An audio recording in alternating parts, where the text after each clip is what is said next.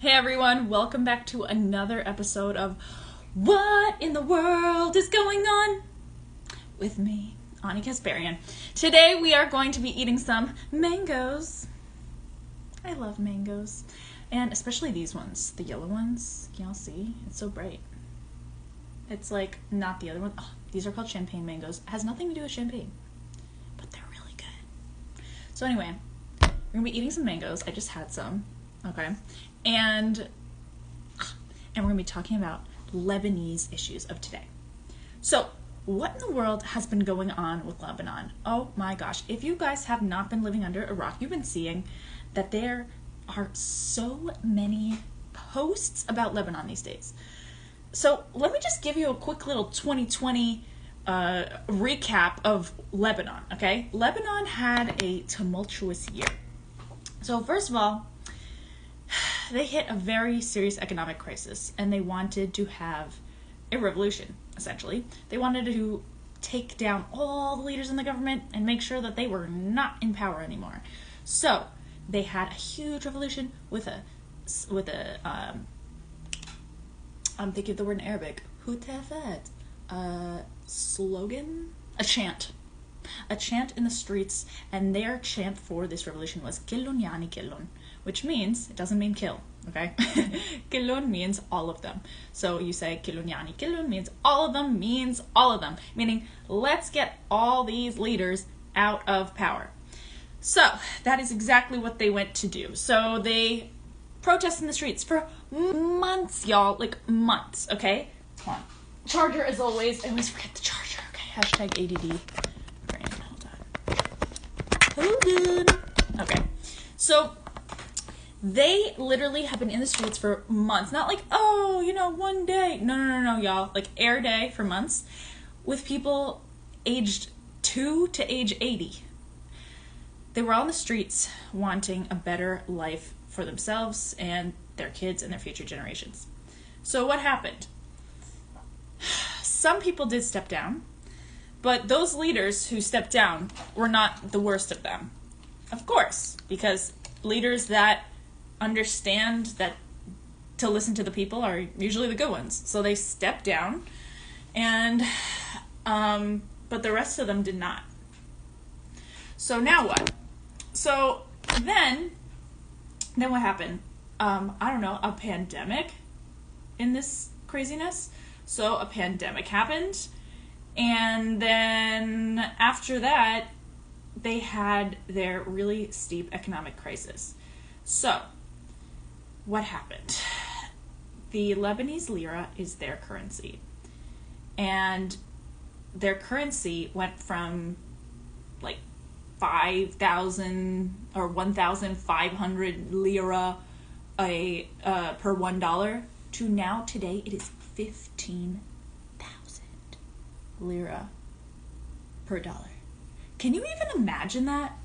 15,000 lira per dollar. It's like, what is even going on? Like, literally by the day, it climbs. Like, how can you even? Like, 2 days ago, it was like 10,000, and today it's 15,000 on the black market. So it's like, you know what I mean? So it's like, how are these people living?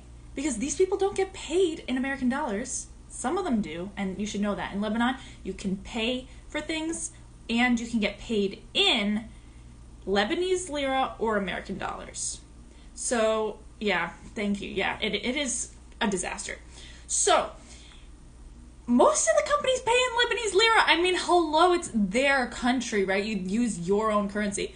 But now all those people have depreciated money, like inflated money. So now they want to go get some rice, and it's like 15,000. It's over like 15,000 lira, and they're like, and that was my salary a year ago. You know what I mean? Like, so it's like, so these people are like starving, and now their kids are getting out of school.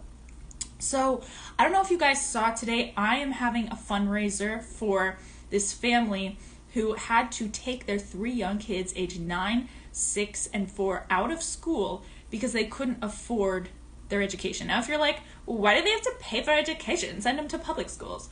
Well, when the Syrian refugees came to Lebanon, they made a day system. So what happens is 2 parts of the day. So in the morning is the Lebanese kids, and in the afternoon is the Syrian refugee kids. So they teach half day and half day. The Lebanese one is all filled, so they can't even get in. So that is one thing. And then the second thing is pandemic. Even in the US, they had to space kids out, right, in the classroom. So I can't even imagine in Lebanon, they're already filled to capacity with the Syrian refugee kids, and then they have the pandemic where they have to spread out between the kids. So don't judge that they had to send their kids to private school. So I have a fundraiser in my bio. Please donate, even if it's just $5. Seriously, it means so much. I want these kids back in school on Monday. So this is a 48-hour challenge, and I want them in school for the rest of the year. And to get these 3 kids in school for the rest of the year, in total, it'll be $1,200. I think we could do it. I think we do. Someone literally just donated $300, which is insane. Thank you so much, human. You're amazing. So guys, please donate anything, because this is possible. It's not I donated $5 and it disappeared into the air. No, we're close. Come on, guys. So please, please, please do donate to that family, because I know them personally. I've met the father, and he reached out to me. He's I never ask for help, and I think that's really brave of him to do. Could you imagine, first of all, machista culture, manly man culture, that's very Lebanon. So if a guy is reaching out for help, that's yes, you know what I mean? That's bravery. So go reward his bravery and donate, and let those kids go back to school, because guess what? A kid who doesn't go back to school has an effect on you. And this is what people don't understand, okay? So when people are I don't want to donate to those kids in Africa, or those kids in that poor town in the US, or I don't want to donate anywhere. I don't want to donate to the poor. And I'm just listen. And they're and they're doing it because they're this is not going to affect me. It's yes, it is. Because a kid that doesn't get educated, either they could pose a negative vibe on the world. Yes, kids are our future, for sure. But I think people don't realize why it's important to educate kids. Some people are I didn't go to college and I'm fine. Yeah, but you went to high school. There is a direct rate between kids who go to preschool and kids who go to college. So it starts that young. So what we need to do is we need to make sure that these kids are back in that school building, because just what I was going to say, this is how I think about it. Let's say there's a kid in Africa and Africa is a continent. Okay, there's a lot of countries. There's a lot of rich countries in Africa. I'm not just saying Africa, okay, y'all? So just so you know. So let's say there's a kid in Africa, in a poor African tribe, I don't know, okay? And they don't have access to water and education, right? So, what if that kid has the brains and the brain power and the creativity to solve the issue that is most important to you? For example, cancer, right? We are all trying to find a cure. What if the answer to cancer is in that kid's head, in that tribe? But the only barrier between him and getting that amazing cure to the world is that kid getting an education. So if we had given an education to that kid, maybe our aunt or grandma would still be alive. Do you get the point? So that's kind of how I try to think of it. But yeah, so definitely donate, because we're all connected. Okay. Let's talk about now how they can even acquire money. So that was a big issue when I was trying to get this money to the family. I was let's see if this is even possible for me to get it to them. And you'd think, why not just send it to their bank? Guys, the banks are also a problem. So, some people who saved for their entire lives are going to their banks to try to take out money, and there's no money in there. How can there be no money in the bank? Lebanon! So, now, by the way, I love Lebanon so much. Like, literally, Lebanon is my heart and soul. That's why I care about it so much, and that's why I'm talking about it. But damn! Like, these people are suffering. Like, the like, currency, like, depreciated in value 90%, y'all. 90%. So, like, these people now don't have savings in the bank. Yes, it is so sad. Their whole life's work disappeared. Like, they don't have savings in the bank. There was this sad video of this old man who was like, I'm 72 and I have to move to the US now and start all over again, and I'm 72. Because his money was, like, gone. I was like, and he said he went to the bank and he asked, where's my money? And the bank said, we didn't take your money, the government did, or the country did. I'm like, ugh. And in Lebanon, they are like the bank capital. Literally, I went there, they have like so many banks. Like, so many banks. Like, literally, there's so many chains. I don't even know anymore. So, it's insane. Oh, did I mention that on August 4th, there was a huge explosion of explosives that was hiding in a port, like just on a ship in a port. It was just sitting there for like months on months on months on months, and no one knew. No one knew, except the government. They were aware. Also, Hezbollah, they were aware. And why were they aware? Because they accepted the order. Also, the ports and the ports of entry and the airport, all within Hezbollah regions and territories. So you can see who kind of like runs the show. So if you don't know what Hezbollah is, it is a group, okay? Depending on if you like them or not, some people call them a terrorist group. Some people just call them a political group. And they are a group that has weapons, but no financial plan for Lebanon in the future. So it's really interesting how it's like, all right, so you want to take over this area, but you have no plans of prosperity. You know what I mean?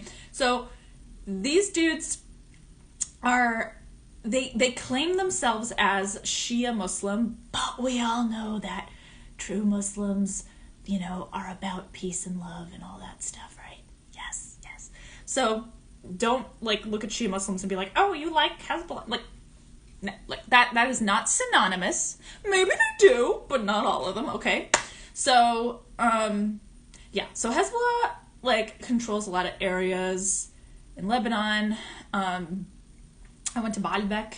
Baalbek is a beautiful Greco-Roman temple from like the old times before even the Ottoman Empire existed, and now it is a Hezbollah controlled area. So literally there are tourists walking around looking at the beautiful ruins, and then there's just like a little souvenir table with Hezbollah t-shirts. Come get one. Right? So these guys are like ingrained in Lebanon, but they have no like power or say in government. Like, it's like, so government in Lebanon is really interesting. And most Lebanese, or most, I shouldn't say most, I should say what we call, like, what society calls progressive. So, like, progressive Lebanese, they say that they want to dismantle this. But Lebanon is a sectarian state. What is sectarian? It means that it goes by religion. So what does that mean? So it means that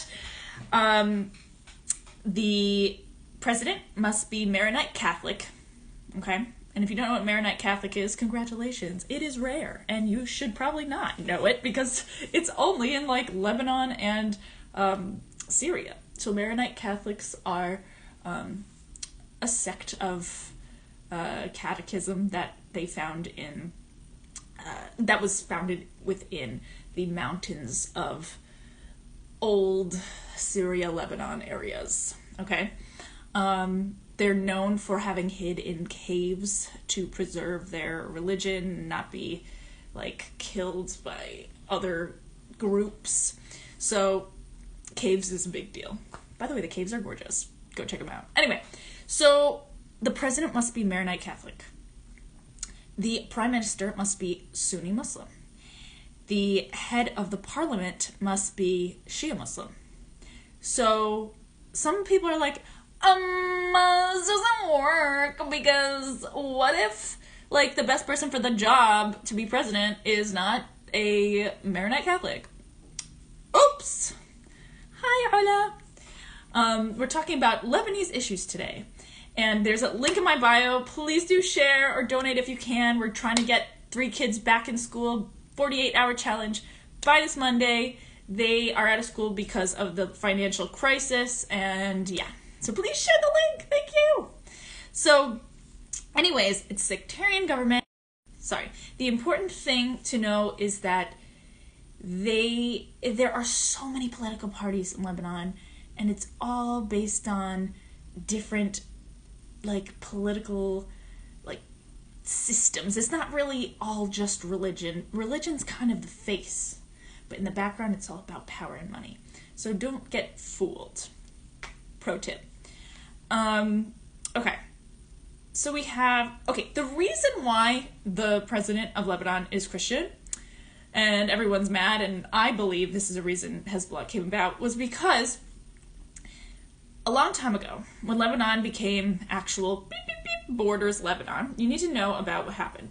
After the World War, there was an agreement, a Sykes-Picot agreement. Sykes from England and Picot, a guy from France. So 2 dudes. And they said, I will carve up the Middle East on a map with a pencil. So by the way, if you ever see lines that are straight on a map, that's when you know something not organic happened. Meaning it wasn't a natural acquiring of land. Someone literally drew it, and that's usually where issues happen. Like Jordan. You know how Jordan is like, like that. You know what I mean? That's the Sykes-Picot agreement. And that's an issue. So like, for example, in Iraq, you could see the top is like that's a healthy, because I'm sure like, it's not 100% healthy. Actually, Iraq is a terrible example because the Kurds in the north, that they want that land too. And, the Iraqis and the Kurds like both have the right to that area. They've lived there forever. So, but think about any other kind of border. Like, I'm trying to think of a good, like France. France is like, because over time they'd be like, conquest this town. So instead of like, I'm taking the entire land. You know what I mean? So, the point is, Sykes and Picot said, okay, I'm taking the Middle East. And they're like, poor people were like, oh, what are you doing? So France got Lebanon and Syria. That's why to this day, a lot of Lebanese and Syrians speak French. And Jordan and Israel, Palestine, and Iraq went to England. So that's why they speak English. So if you go to Jordan, their vowel sounds sound more like English. But if you go to Lebanon or Syria, they sound more French. Okay? The point is, Lebanon became known as the safe haven for the Christians, deemed by the French. So the Christians were like, yay! And all the Christians moved there, okay? Then, Syria also was run by France too, but like Lebanon was like the safe haven for the Christians. Okay. So then, so we're in Lebanon, blah, blah, blah. Okay. So France is like doing their thing in there. And the Lebanese Christians were like, hey, Muslims who already live here, hey, do you want to, like, talk and, like, have a say in our government? Because we're going to, like, have a government. And the Muslims were like, yo, girl, I don't even want to talk right now. I am still so mad that this even exists right now. Like, I don't even want to talk. Like, I'm so mad that France just like busted into our land. Like I'm just still mad. I'm mad. And so the Christians were like, okay. And so they decided to like make the rules. And so they had good intentions, as you could see. Like they made the president Christian, and you know, the head of parliament Shia Muslim, and the prime minister Sunni, and I believe also the head of the military is Orthodox Christian. If I get that wrong, I'm gonna write it as an edit on this video. But yeah, so it was a good try. And yes, in that time there were a lot of Christians in Lebanon. But now there are unofficially, but people know, more Shia Muslims in Lebanon than there are Christians. So now what? So they literally know that. The government knows that. And they're like, they refuse to take a census. Like, shouldn't that be like a UN thing? We should call the UN. Beep, beep, beep, beep. UN. Wait, I'll use my mango. UN, hello. Yeah, it should be illegal not to take a census. Yeah. Okay, thanks, bye. Because now the country's not accurately represented. So,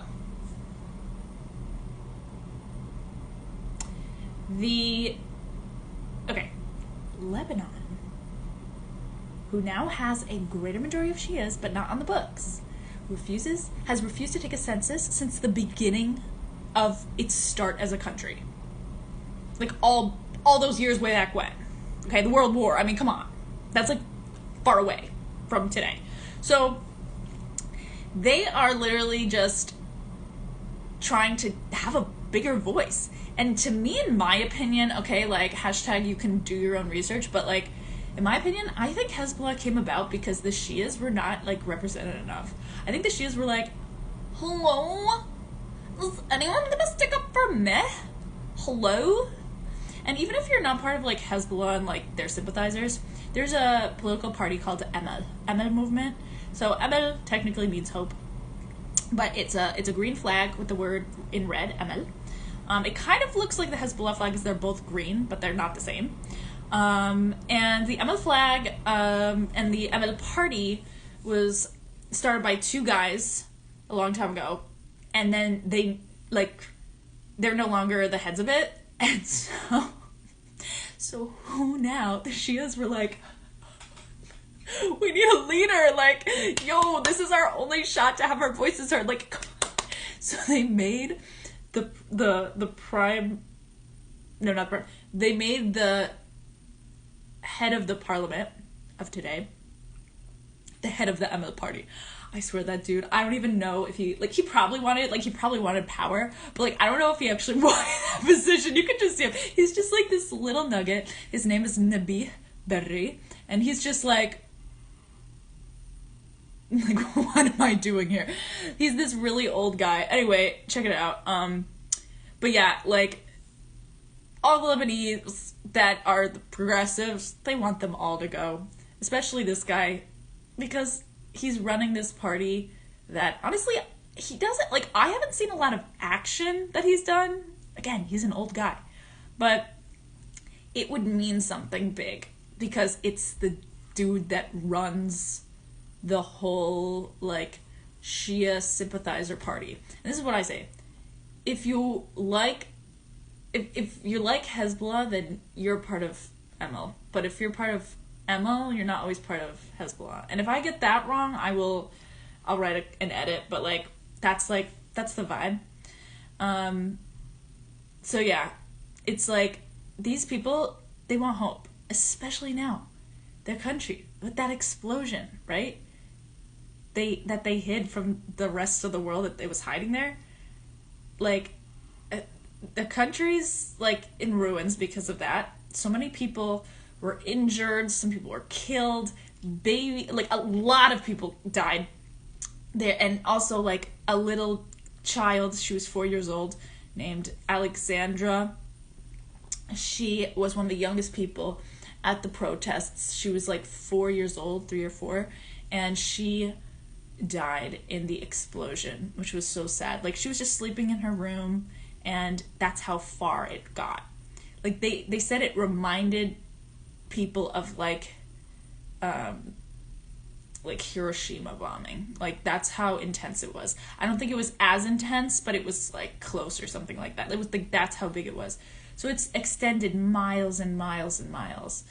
If you didn't get hurt, all the glass in your home came down. And of course, Lebanese is a country of glass. And when I say that, I mean like the walls, the windows, everything is like huge sheets of glass. They just love glass. Like, you know, railings, you know how in the US it's like made of wood? Glass. Like, everything's glass. So when it exploded, the whole, like, the waves of the boom, you know, like the air, the vibrations are pushing, it broke all the glass. So now there's glass everywhere. And there's a pandemic. And there's like, I don't even know. Like, there's so many, an economic crisis. You can't feed your kids. Your kids aren't going to school. I mean, hello, mental health, right? Christian, the answer is yes. And yeah, and so I'm just like, we need to help this country. And we have to do it in a really smart way, because these guys on top are taking all the money, man. Like, literally all the money. And I don't know how they're so stealthy, but they go... It's pretty crazy. So, I think that's everything. Is that everything? I always like to think, if I got everything. We got the sectarian government. They want it to end.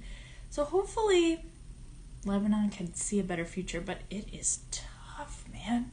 Do you guys have any questions about Lebanon? Do I believe in taxing the wealthy? I believe in taxing everyone. Like, everyone has to pay taxes. Yeah, I mean, I think it's obvious, right? Like, of course we tax the wealthy. Why would we not tax the wealthy is my question. I think tax brackets do a fair job, you know? So, I don't know. But that's not really a Lebanese point. But I think what we need to remember is, like, these people on top, no matter what they say their religion is, it's not really about that. It's about power. And, yeah, they need to start realizing, like, okay, this is my country for my future kids, not just for me. They're only thinking of the present. It kind of reminds me of the people who don't believe in, oh, thank you. Thank you so much. Is that Nadia down there? I think your name is Nadia. I think I remember you. Thank you so much. Christian, to answer your question, the rich should be taxed enough so that this country can be economically okay. We shouldn't have any homeless people.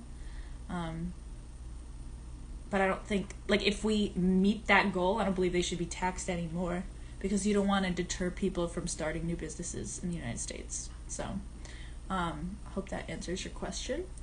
You know, you don't want to scare them off. But then when you think about, like, billionaires, you kind of are like, okay, that a billionaire is, like, I mean, that's insane. Like, you couldn't make that much in a lifetime for a normal job, like, if you lived 200 years.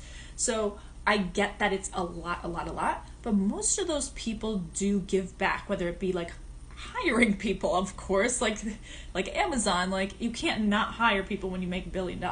So it's creating jobs, and if you tax them more, sometimes people get deterred from hiring more people. And then what was the other one? And if we don't tax them at all, then that's an issue too.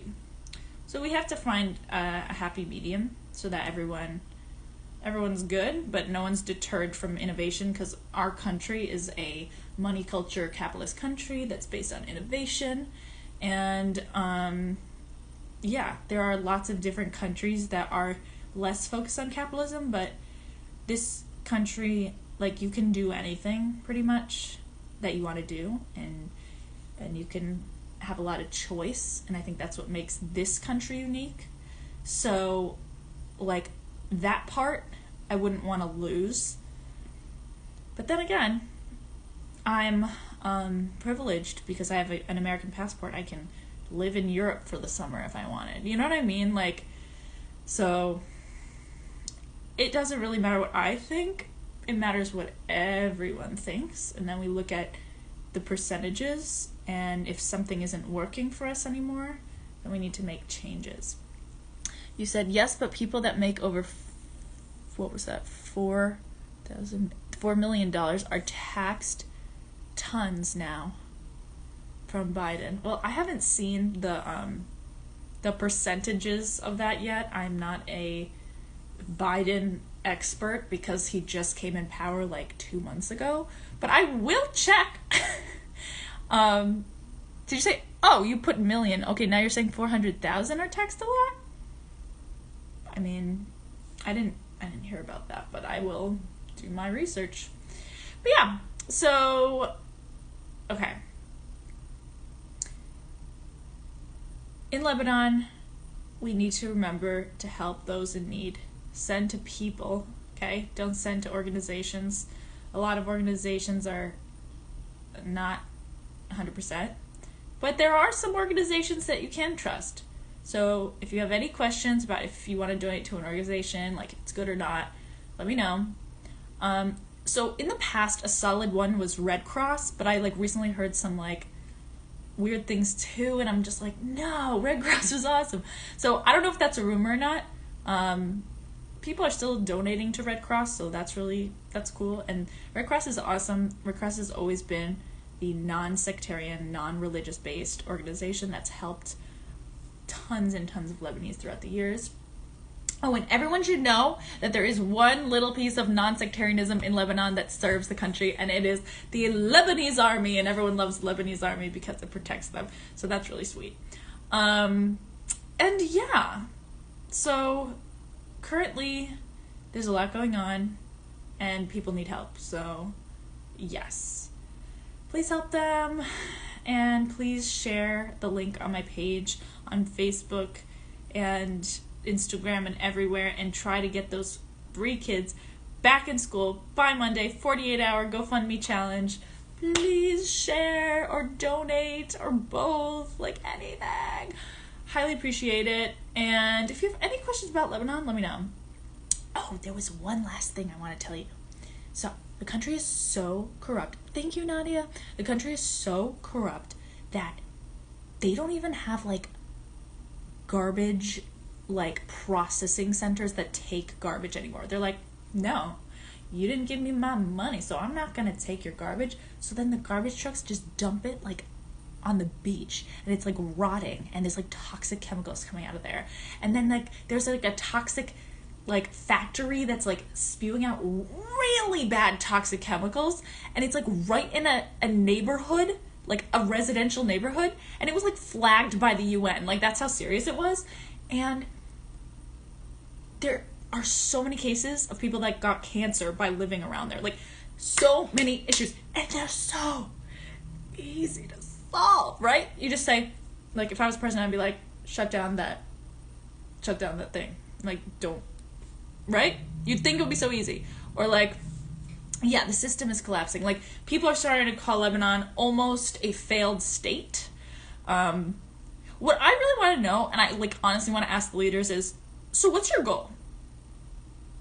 Do you want like everyone to move out? Do you want everyone to die of hunger? Like what? Because if you rule a whole country and no one's in it, you're not gonna have a lot of money left. I know it looks like you'll have all the money, but like, where are you gonna go to eat? Where are you gonna, like, what are you doing? Like, what is the point? Not a vibe. So I really want Lebanon to be a really safe place because it is the most gorgeous country you've ever seen in your life. Beirut, the capital, is the Paris of the Middle East.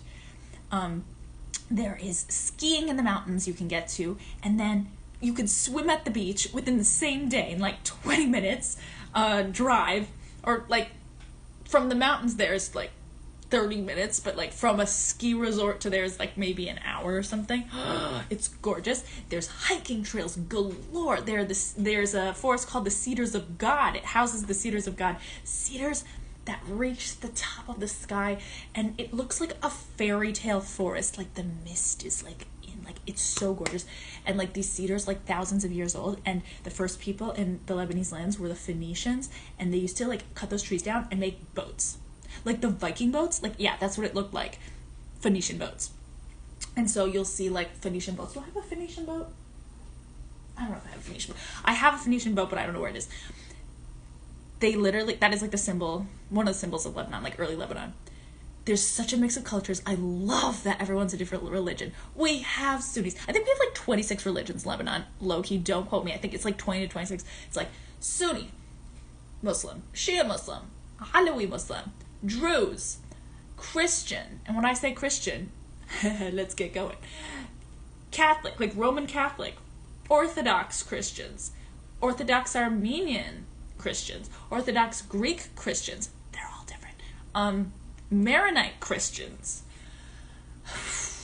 I'm trying to think of the other one. Catholics, yeah, we already did that one. Yeah. I don't think there are that many Jewish people. I think there's a few, but not really. And then Islam, there's like so many branches, like the Seveners, the Niners, 13, like it's like, look it up. But yeah, there's so many religions, and it makes Lebanon so cool, and people are so nice and so open and so welcoming, and they have so much freedom to like create, wear what you want. You can like go out in a miniskirt and go to a club and drink alcohol. Like, I mean, I don't drink, but I mean, that's pretty cool that they're so open. Like, in Saudi Arabia, there's not one store that sells alcohol. Like, not any. There's no stores in Saudi Arabia that sell alcohol. So there's no drunk driving accidents in Saudi Arabia. So imagine like a country without alcohol at all. In Jordan, they got a lot of alcohol stores because there are Christians that live there and a lot of expats, and they don't have laws like that, but they have like culture things. So like, let's say you like walked out with a bottle of wine, that would be very like, right? But you're not gonna go to jail because you have it in your hand. You know what I mean? It's just like really bad, but no one's gonna like kill you. You know what I mean? But in Saudi Arabia, like the religious police might be like, what is even happening right now? I don't know, they could confiscate it? I don't know. I've never held an alcohol bottle in Saudi Arabia. I've never held an alcohol bottle. What else? I think there's a lot of freedom in Lebanon. Like, oh yeah, and the thing is like with Jordan, like I would not be able to wear shorts in Jordan. Like I could, again, I wouldn't go to jail. That's the whole thing about Jordan. You won't go to jail, but you will be like shamed, man. Like people will be starting to like dare you. You know what I mean? Like it's intense. Lebanon, it's like, oh, you're wearing a bikini? Cool. Oh, you're wearing a burqa? Cool. Right? Burqa? Like covering everything. So like it's pretty cool. That's why I loved it. I was like, you can do anything. Because even the U.S., you know, in the U.S., you can wear anything. Like, not really. Because if you wear, like, a hijab, right, headscarf, you could get majorly harassed, right? Like, you totally could. If you wear a niqab, which is a hijab plus the thing over your nose, like, you definitely could get harassed because people have fear of Muslims in this country. But in Lebanon, people are cool with Muslims. People are cool with Christians. They've grown up around it. You can be yourself. Yes! I love that. Also, the coolest part about Lebanon, and Jordan has this too a little bit, is there's like no boundaries to your creativity. So like, you could be a dentist and a singer. Totally cool. You can be a radio host and on TV. Fine. You could be, have your own TV show and be an actress. I will never forget when I went to Lebanon and I went on the morning show. Like I wasn't interviewed, but I like kind of stood behind the scenes and hung with the crew. And I was like with the top dog and she was like hosting the show and I was like, oh my god, so fun, nice to meet you. We hung out, whatever. So I leave and I go to a movie. She's in the movie. Like, she's on the flippin' TV screen. I'm like, I'm in the movie theater, like, I text her, I'm like, you're an actress in this movie? She's like, oh yeah, like, so it's like, it's so cool. And the best part is, like, if you live there, everyone knows everyone. Like, I think it's, okay, don't quote me, is it 3 million? I'm looking it up right now because this is highly important. Population of Lebanon currently, 6.856 million. Yeah. In comparison, the United States has, like, what, 300 something million? Population of USA currently 328 million, 328.2 million. That's like a huge difference. So let's say you want to be a singer or a voice actor or an actress or a scientist or anything you want to be. You will find someone who's already in the field to mentor you. Like, in the US, it's so hard. Like, you can live in, like, a small town in Oklahoma and just be like, hello, I want to be a singer. And everyone's like, ha, yeah, okay. But in Lebanon, it's like, oh yeah, my best friend's sister's aunt is actually the #1 pop star in the country. If you'd like to meet her. It's like, and people are so nice. They always give each other their numbers, and, like, WhatsApp is huge there. I love that so much because, you know, when you send an email and it goes into junk and you're just like, I know they didn't get it, they're ignoring me. It's a WhatsApp culture. So, like, you see the read receipts. Like, it's the best. It's like, I know it got there. And even if they don't reply, I know they saw it. I know it just makes me feel good. It's like, okay, I did all I could, you know? No hate. But it's just, like, so nice, you know? But it's like in the US, it's like, you get at my email and then it'll go into junk mail and I'll just never see it, you know? So for all these reasons and more, Lebanon is freaking amazing. So yeah, if you have any Lebanese questions, put it in the comments below. No lonely feelings.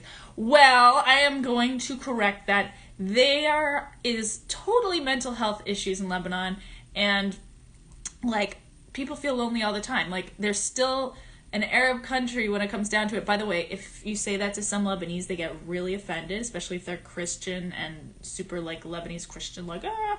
So just be kind. You know, it's their country, so just call it what they think it is. But remember, the definition of an Arab country is, do they speak Arabic?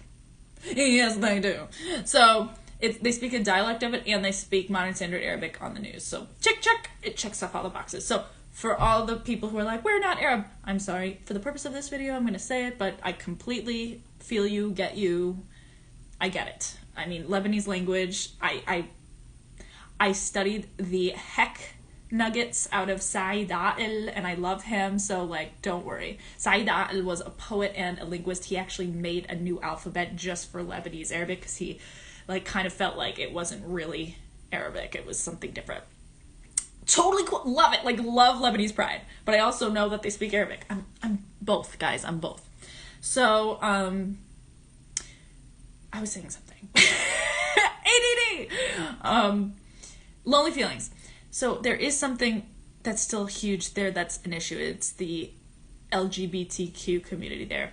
They really can't come out of the closet. I mean, unless you have a really, really, really forward-thinking family and you can tell them and your friends, that's probably the extent of it in Lebanon. Jordan, no way. Not even your friends. Like, I mean, maybe, like, I feel like the only way you could, like, actually say it is if, like, you started, like, dating, like, if a guy started dating another guy, like, and they would obviously tell each other because they're dating each other, but, like, otherwise, whoa, off the table, we do not talk about that. But in Lebanon, it's similar, but not the same. So there are, like, safe houses for, like, LGBTQ plus community humans, and they can go there, but it's, like, it's scary. Even though Jordan is more tribal than Lebanese is, it still has that tribal mentality of, like, you bring shame on the family. And it's like, it's so sad, you know? Like, they were born like that, yo. They can't just be like, oh, sorry, I'm gonna switch. You know, like, no.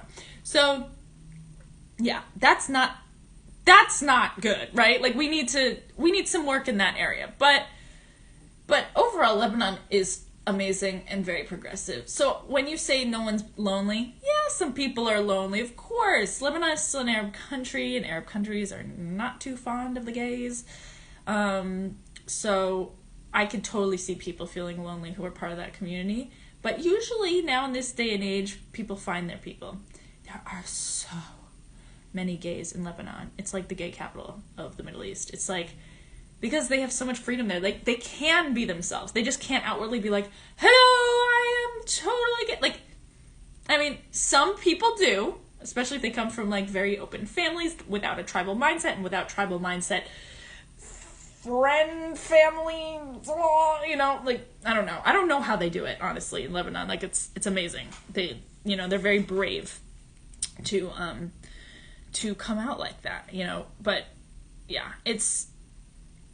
that I could see there be some loneliness in Lebanon. Also, just like this whole crisis, man, pandemic, economic struggles, you don't want to admit to your friends, oh, sorry, I can't go out with you, I don't have money. Like, och magok, loneliness exists everywhere. I went to Lebanon, I was lonely. I mean, I was new, so I didn't have, like, too many friends because I just got there. But, like, I had a low-key, like, harassment issue in Lebanon, and it just made me feel exhausted. So I kind of, like, for, like, a week after that, I was trying to, like, network, and when you're networking with, like, people in the business, like, show business and, like, stuff like that, it's a lot of guys. So, you know, girls, like, if you're a girl, you feel it. It's, like, you're always, like, on guard. So it really exhausted me. Like, no one did anything that bad, you know, but it was, like... it was just the slimy feeling and you feeling, like, on guard. So, and that's not, like, I'm not trying to say anything bad about Lebanon specifically. It's kind of, like, everywhere, actually. But I want to be, like, real about loneliness. Like, I was definitely lonely there because I spent, like, 4 days after that just, like, laying in my bed, in my room, like, just... I was so mentally exhausted from, like... having to be on guard all the time and, like, making sure, like, if there was harassment, I could be like, no touchy the bubble, you know? So, you know, and, you know, the guys are always like, oh, you're so cute, and they're, like, touching you, and you're just like, no, stop it. But, you know, they're nice. They don't mean it. Like, Arabs are very touchy, especially, like, Egyptians are very, like, loving and, like, huggy and all that stuff. But then again, you always have to ask yourself, like, would that person do that to another Arab? Because, like, I come from the U.S., I do look Arab, I'm Armenian Lebanese, so, like, yeah, like, but I'm looked at as American. So, a great professor of mine once said to me, would that person do that to an Arab girl or their sister, or not their sister, like a sister's friend, you know what I mean? Someone in their community. And if the answer is no, then you know it's inappropriate.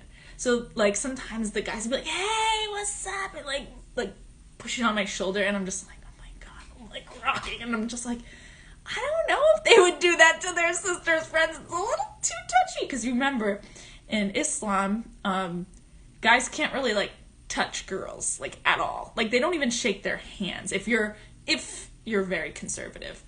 Is it difficult to make friends? No. It is the best place to make friends. I had so much fun in Jordan, especially. I made a lot of friends in Jordan. They were so nice.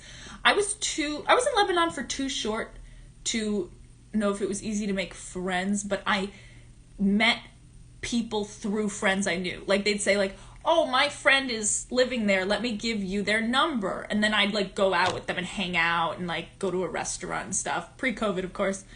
So it wasn't hard for me with friends because I knew someone who knew someone. But if I went out alone, which I did a few times, that was hard. Like, I'd go to universities and be like, hey, what's up? Like, and talk to people, and they're very intelligent, very, like, you know, cool, whatever, but, like, they wouldn't really be interested. They'd be like, okay, bye.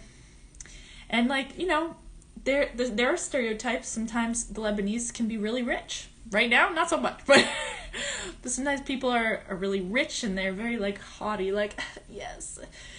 Lebanese love designers, so they're always trying to wear, like, Gucci, Givenchy, all of that. And this is not a country that's, like, you know, starving most of the time, right? This is like a very progressive country. So don't be like, oh, poor Lebanon, they're not educated. Yes, they are. They're educated. They got the goods. A lot of them, not all of them, are very materialistic. So, yeah. Okay. What's the nicest area to visit in Lebanon? Oh, depends. What do you like? Do you like the beach? Do you like the mountains? What do you like? I love the, like, foresty mountain areas. Oh my god, gorgeous photos. I actually post more photos of Lebanon now, from, like, when I went there a few years ago. But I love Bcherri, Bcherri. Bcherri is gorgeous. It's this little teeny weeny town, in the mountains, and it has this, like, old, like, Maronite, like, Catholic, like, it's almost like a monk, and he's just, like, like, he lives at the church, like, full time, but, like, the church is, like, in a cave. It's amazing. Bcherri, with a B after this, before the CH. Good job. Yes, no, for sure, Ali. Yeah, I'll definitely post. Ali, remind me where you're from, like, originally, like, well, I think you're from England, right? But, like, I mean, like, what's your ethnicity? That's what I meant to say. Sorry. Yay! Good job. Yeah. Does anyone have any questions, by the way? I'm, like, going off on a rant. This is, like, way longer than I expected. But I love Lebanon. I know a lot about Lebanon, and I just love it. I devoted my whole time. Oh, you're Iranian? What up, bro? So cool, so cool. Iranians are so nice. You know, we were just talking about, like, all different political factions, and I'm sure you know so much about Iranian politics. Sometimes I feel bad for, like, the Iranians and, like what's going on. Like, the U.S. is sanctioning Iran, but it's hurting the people of Iran. So, like, Iran needs, and you should watch my YouTube, not YouTube, oh my god, my other, oh, Notice, you're back, oh, that's right, it is Notice, oh my god, amazing, to you too, oh, and Egyptian, oh, sick, awesome, but yeah, you should watch my other IGTV episode. I think it was, like, episode 2, yeah, episode 2, Goldfish and Russian Sanctions. We always do a food and a thing. Today is mangoes. I haven't gotten to eat them yet. I had one, but you know I'm hungry. But yes, so you probably know a lot about Iranian politics, and I'm not throwing you under the bus here. As you can tell, I love Iranians. Like, I have Iranian friends. I got Iranian everyone. Like, I love Iranians. Y'all should know that Iran government and Hezbollah are, like, buddies, and so Lebanon often, like, uses the word Iran to, like, talk about getting out of the country. You need more viewers. You're so entertaining and knowledgeable. Thank you! That's the goal. Please, like, spread the word. I am having this series, like, for the rest of time until something else fills my time gap. But, like, I want to start doing these videos a lot. So people can understand the world and like, in really simple terms, because I have ADD and I never understood, like, the world until I went to college, and it was, like, really hard. And then, like, I got it, and then I was like, oh wait, what? This is so easy. And so, like, now I want to, like, teach it, because people are, like, snooty when they talk about the world. They're like, ew, and they use all these high words, and I'm like, I don't get it. And so now I'm, like, explaining it. Anyway, thank you so much for that comment. Like, that is so sweet. Okay, and last but not least, okay, so if you see a lot of things, I dare you guys to go look up like Lebanese articles, not articles, Lebanese Instagrams where they talk about politics and stuff. They'll be like, Iran, get out of our country. Quiz time. Who is saying that? Is it Hezbollah supporters? Or is it the people, the progressive people of Lebanon? I say progressive because, like, I don't want to offend anyone. If someone thinks that Hezbollah is progressive, okay, you know, who do we know? How do we know? But, like, progressive, like, how do we describe, like, modern? Is that okay to say? Like, it's so hard. But yeah, like, progressive meaning, like, the people, like, I don't like equating progressive to Western. That's a toxic mindset because that's like a colonizer mindset. But I think you know what I'm talking about, right? They just have certain traits. Like, they accept LGBTQ people. They let you wear whatever you want. Freedom of speech. You know, all those things. Like, I call those progressive. So, quiz time. What do you think the answer is? Da, da, da. The answer is the progressives. The progressives would say, Iran, get out of Lebanon, because Iran, get out of Lebanon is Hezbollah. Because Iran funds Hezbollah. Also, if you watch my other video, Iranians, goldfish and Iranian sanctions, you will learn about how all the leaders are connected in the Middle East. And I actually watched that back and forgot to add one more leader, which is Putin in Russia. So, wow, that's interesting that you say that. And, wow, okay. That's a vibe. See, what a great example of how Iranians do not represent the Iranian government. So this lovely Iranian, hello, named Ali. By the way, super common name, just for people who don't know, like pretty much everyone in Iran is Shia, and the Shias were ruled first by Ali, who came after the Prophet, peace be upon him, the Muslim Prophet Muhammad, peace be upon him, and he was like the dude. So literally, like, there's like, if you are part of a Shia family, it's like everyone's like Ali on the contacts list. It's really funny. So our good friend Ali here is Iranian, and he said Hezbollah are not good people. Look at that. So this is why we have to know the people of Iran, and look, he's Shia. Bam. So people of Iran do not equate to the government of Iran. Okay. Now, of course, there are people who like the Iranian government. I don't know them, but I don't know those people, but they exist. But others don't. So the buddies, Assad, the leader of Syria, he's Alawi, which is a branch of Shia, which is a branch of Islam. minority group. Sunnis are the majority, like 80%. Shias are a minority in the world, 20%. But there's more. I think no one knows because we haven't done flipping census. But Shias. I think there's more Shias than Sunnis in Lebanon. Don't quote me, but there's a lot.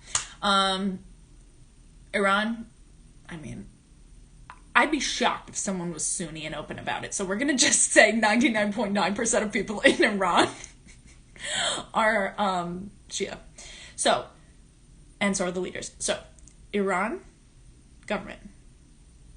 Hassan Rouhani is the leader. Yes, there are more Shia in Lebanon. Thank you for validating. Thank you. I always like to keep it open, you know. I'm not an expert. I call myself an expert, but I don't think anyone is ever an expert. No one. Even an expert is not an expert because information evolves, y'all. So always be open. Okay. Yes, and Christians. Yes, you're right. So, Hassan Nasrallah from Iran, Shia. Bashar al-Assad. His last name means the lion. President of Syria. Vladimir Putin. Prime Minister of Russia. Is it Prime Minister or President? Prime Minister, right? Yeah. That dude. Buddies! Oh! And Hassan Nasrallah.